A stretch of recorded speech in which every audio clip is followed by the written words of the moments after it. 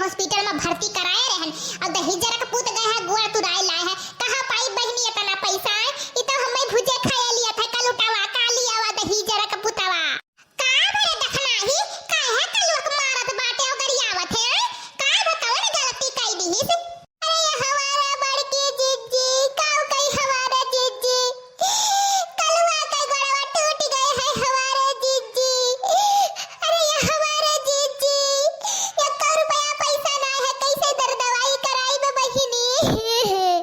ये कैसा रे देखना ही कैसे कलवा गोड़वा टूट गया है रे मोरी मैया अरे ये हमारा जीजी वही कलिया जवन जन्माष्टमी है मटकिया फूटत रही दही जरा का पुतवा का मना करे है कलवा करत हवा का कि जाए ना कहे वहे जाए ना वो बड़वार मनई काम हुआ एक दादा हुए प्रधानवा कहू कही दिस के 3 लाख रुपया दिया जे मटकी फोरी कलवा गए बिचवा में फाट पड़ा दे दई कहा था कि हमें सब छोड़ दी हम नीचवा गिर गए काऊ कही बहनी आंखी से नहीं देखे तो कहां लेके जाईवा रहन किसे काऊ कही जब हमारे लड़का वैसे ही बात है अनवादी बरवार तो हम काऊ जाई किसे काऊ कहाई